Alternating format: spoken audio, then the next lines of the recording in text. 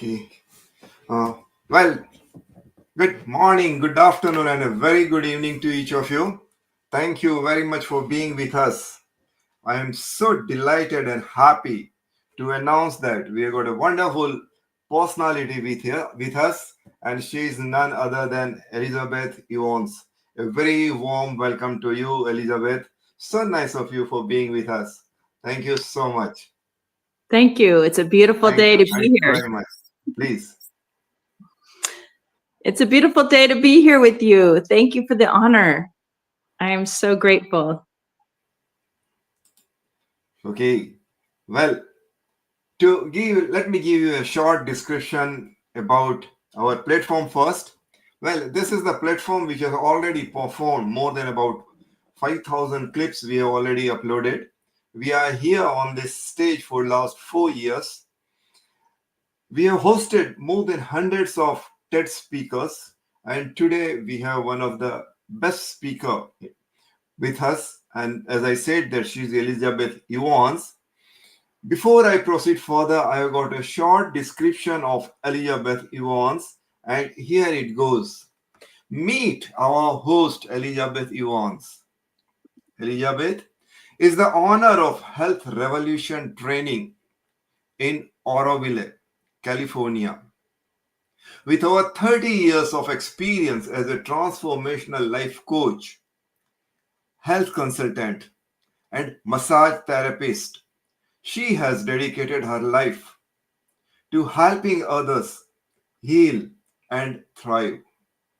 Inspired by her own journey of resilience, escaping a devastating forest fire that destroyed her home and community, my God, Elizabeth set out to share the tools that helped her rebuild her life.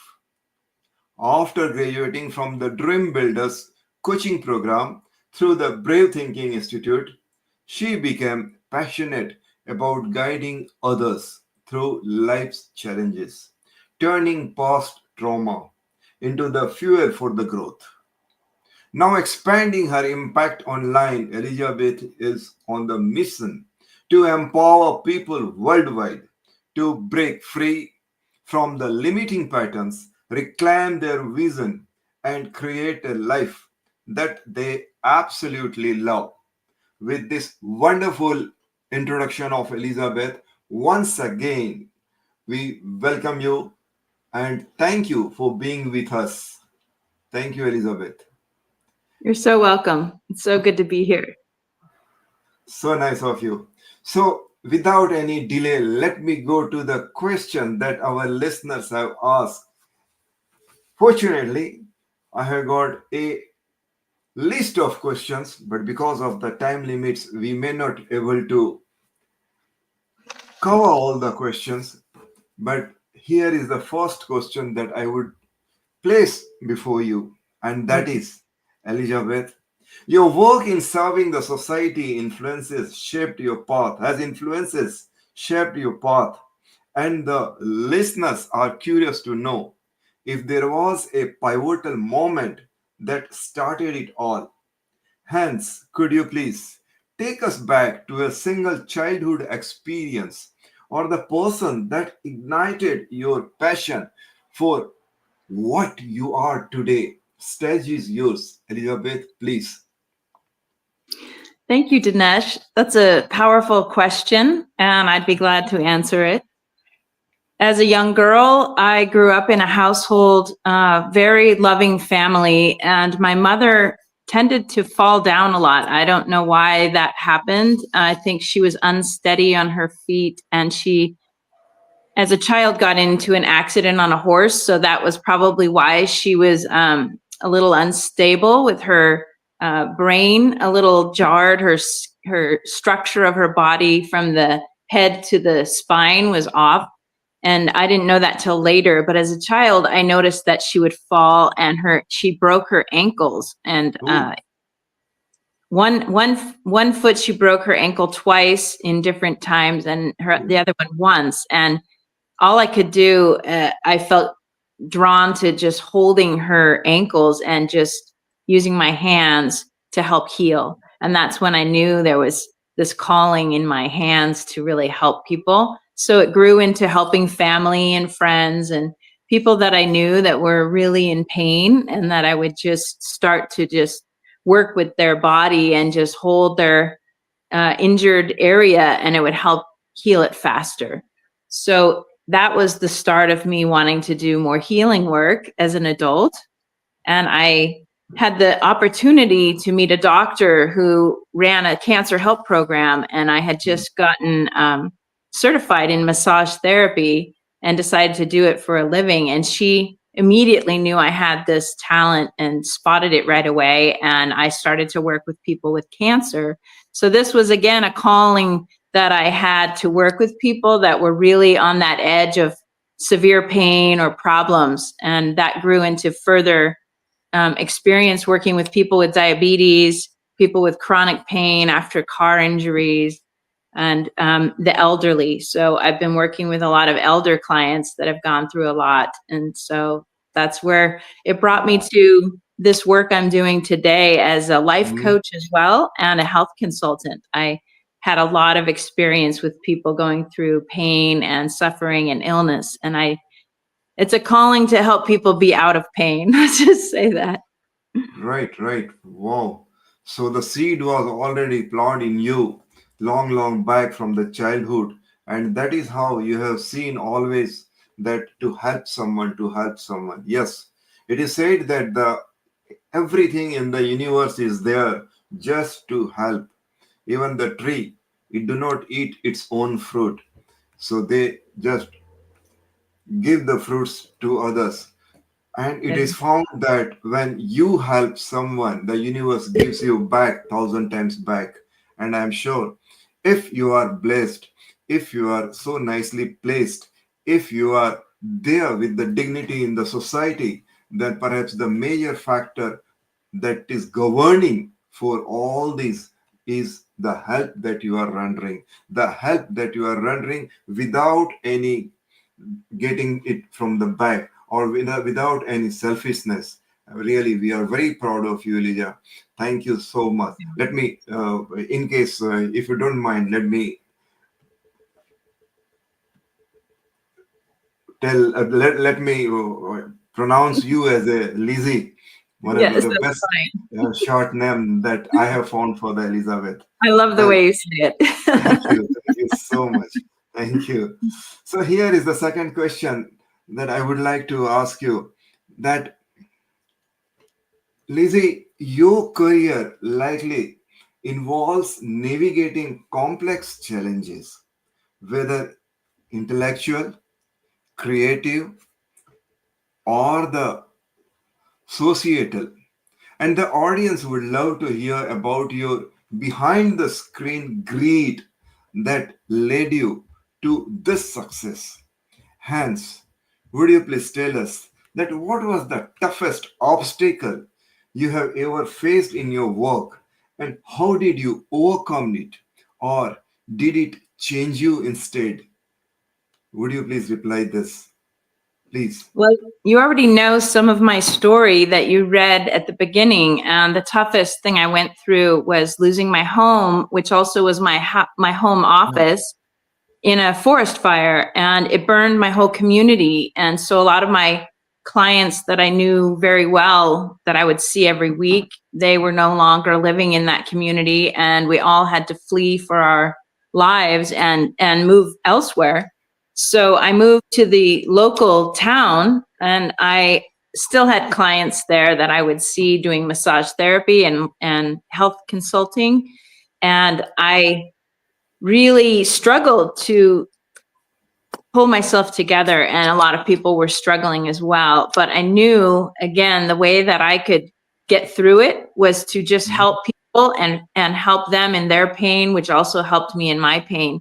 And so I kept working, and I went, at the time I was working for a health clinic. It was for the Indian tribe, the Native Mhm. American tribe. And my manager at that clinic said, "Oh, you can take time off because you've gone through such a horrible experience." But I didn't want to. I said, "No, no, I want to work," because that was the only steady thing I had in my life, because I had nothing. I didn't Mhm. have any. clothes. I didn't have a house. I didn't have furniture. I had nothing. And I was staying with a friend, and my work was the most important, valuable thing I had. Hmm. And I really no longer really felt, obviously, I didn't feel needing to really have material things. I lost everything. And so I realized in those moments that it was the relationships with people that was the most valuable. It was the time I spent with people that was the most valuable. It was the memories of those times that I could keep, that I still had in me, that didn't get burned.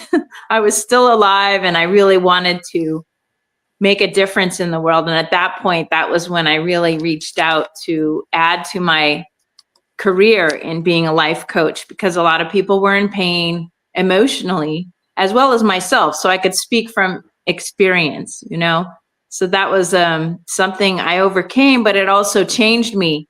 It made me become more courageous. And that's what allowed me to actually be on this show, because in the past, I'd been quite a hermit. You know, I could work with clients one-on-one, but to show myself out in public like this was definitely something I steered away from. And I have actually, through that trauma, I'm here today to say that I'm on a mission to help people in a bigger way. So that's why I'm here. Great. There are two type of people. One who gets even a small pain, he or she will be just sit down and keep on crying for so many days and so many months. Whereas you are the one who have literally stood up with all courage and strength, and you are there to help others, not only yourself. I can realize the pain and suffering that you must have experienced. It's really something really great. We are proud of you. That's Thank you. beautiful. Thank you, Dinesh. Thank you. Well, let me come to the next question. Okay. Lizzie, with the world evolving fast, think AI breakthrough, climate shift, or the cultural changes, people are eager to hear how someone like you and visions the future of your field, because there are so many hundreds of, not hundreds of,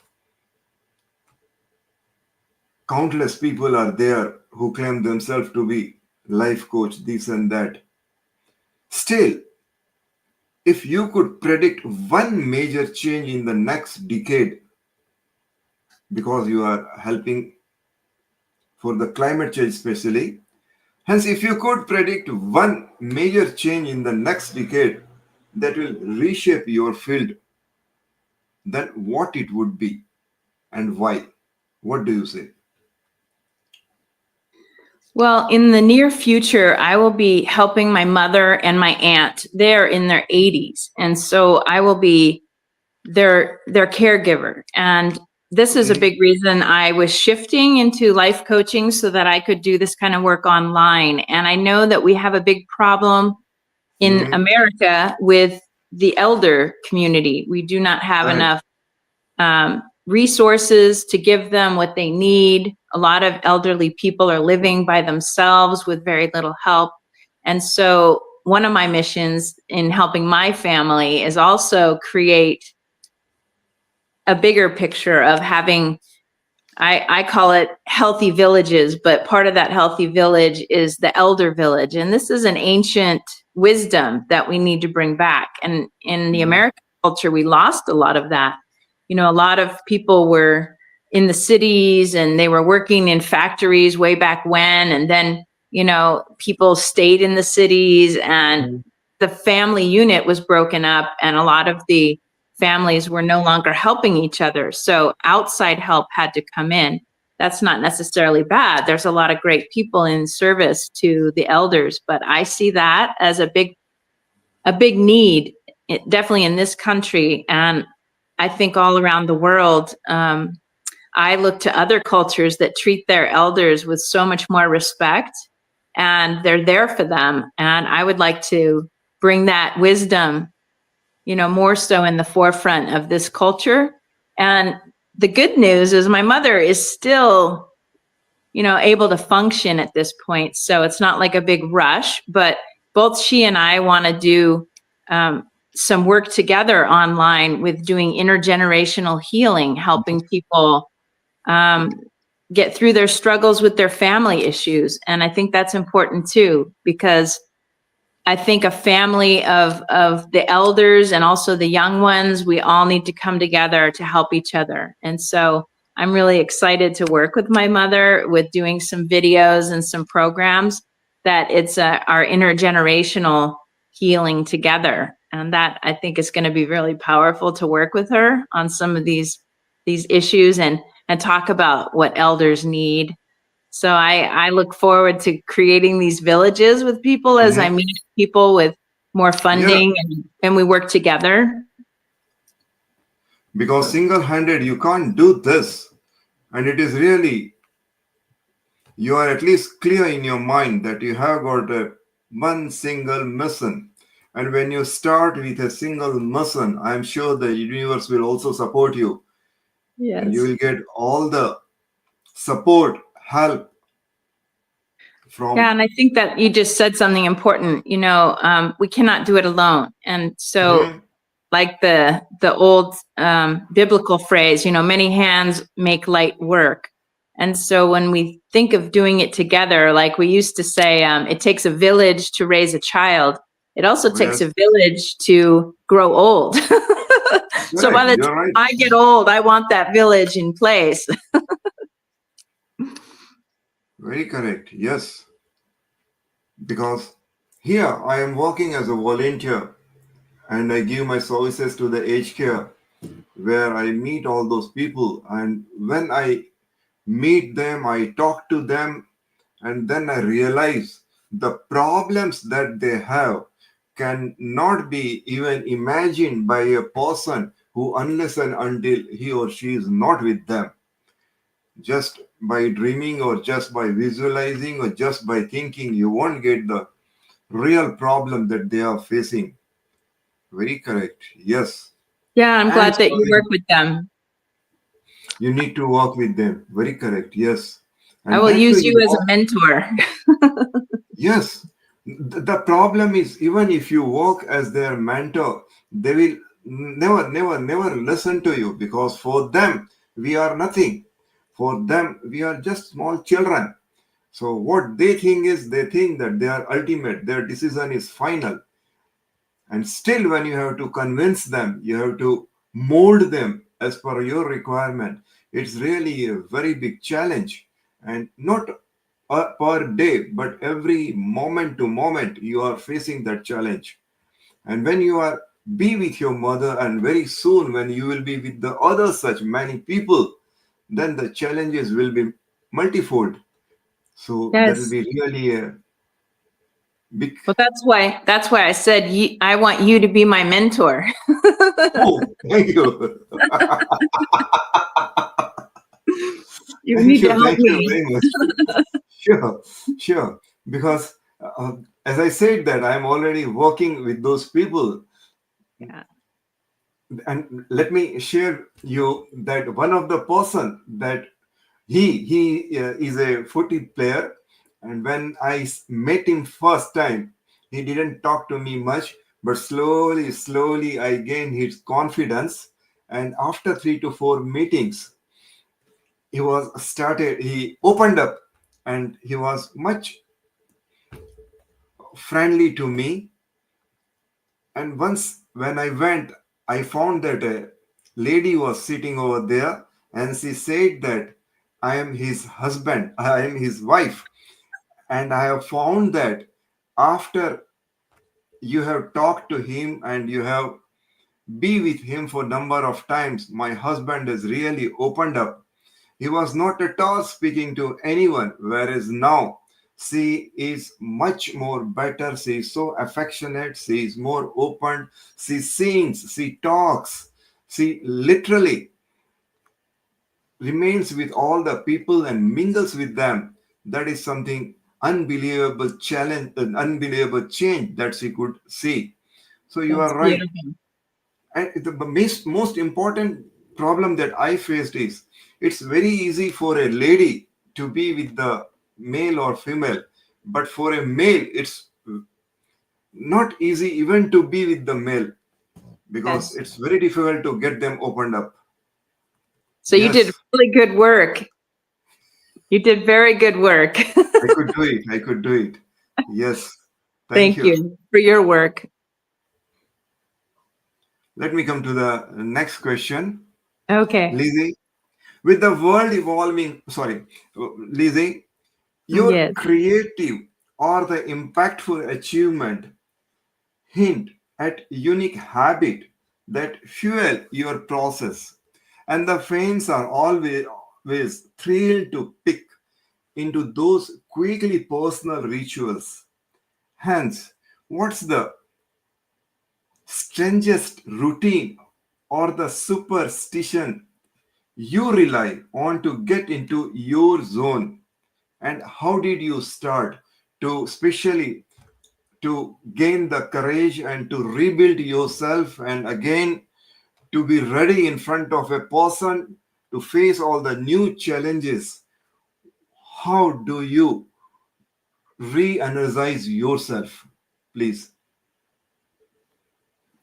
Well, I don't know if it's really strange or a superstition, but it is a practice that I find very useful each day that I love to do.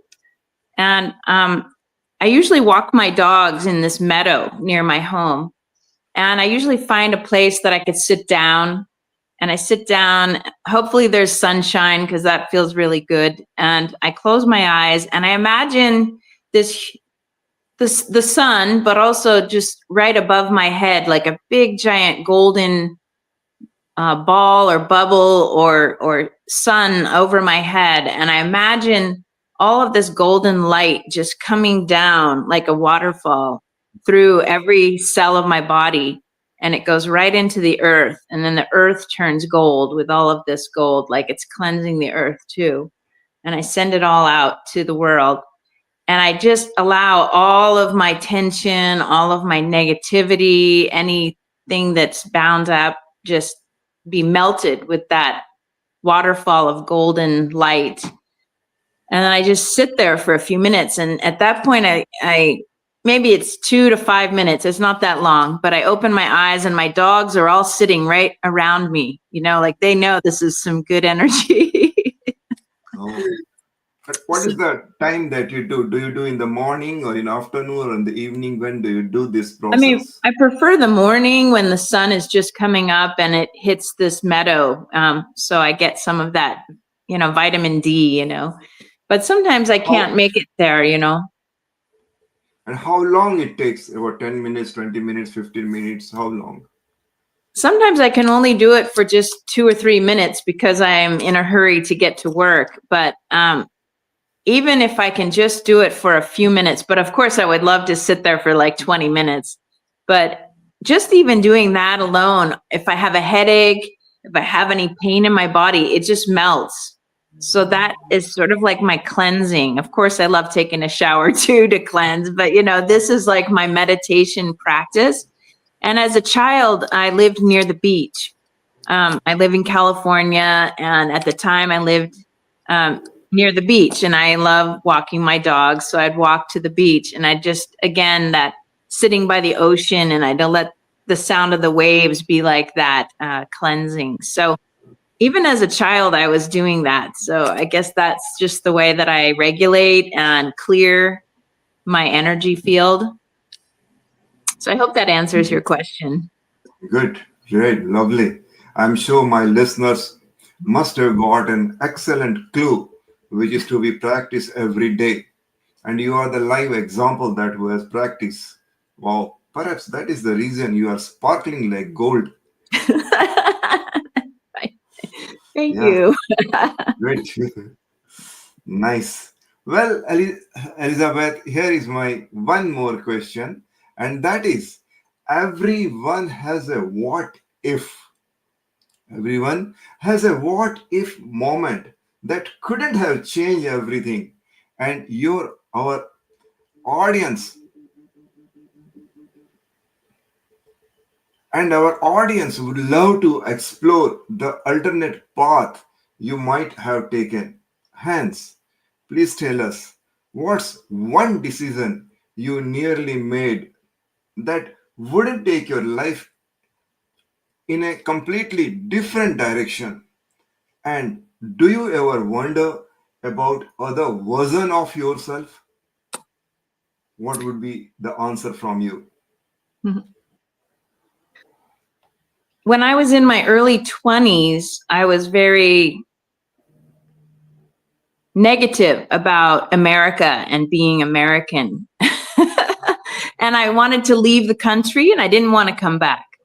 So I got a job opportunity in Rome, Italy, to be a Mm-hmm. nanny. I was an au pair. So I was a nanny for an Italian family.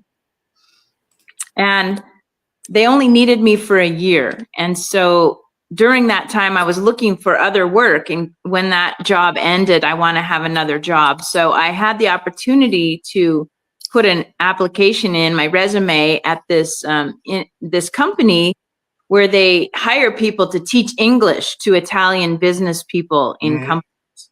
And I had a degree in English literature from a university, and they loved that. And so at the time, they didn't have any opportunities for me to teach. But, every week I checked in with them, is there an opening? Is there an opening? Nothing, nothing. And I finally decided to fly back to California after the year was over and my nanny position was up. And the week that I was going to leave, I get a call from the company and they said, "Oh, we have room for you. We can hire you." And I had already bought my airplane ticket and I was heading home back to California, and I chose not to take the job. But I think about that a lot. What if I had taken that job? I would be teaching English to Italians and I would have gone in a completely different direction and I wouldn't be here with you today. So, Hmm. Right. Yes. Very correct. Now, otherwise, you would have been just a simple English teacher with few people, whereas here with the whole world, right. you are there. Lovely. Well, Lizzie, I have got so many questions to ask, but the time do not permit me to go ahead. I had a special section to have a rapid fire question where we have short questions to get your short answers, but that also we can't cover because time do not allow us. But anyway, I have two most important announcement that I would like to make to you. The first one is on behalf of our platform, I sincerely request you to be our guest next time as and when we request you. See that you could spare some time for us, I would love please. that. Thank you. So nice of you. Very And honored. so nice of you. And one more request, that is to the universe, that wherever you are, may God bless you with all the energy, all the power, all the wisdom, all the strength, so as the work that you are doing to serve the society should be continued and you keep on doing. Yes, the world needs people like you. So nice of you. Thank you. May God bless you. See you God bless. soon. Thank you. Good. I'm honored. Thank you very much.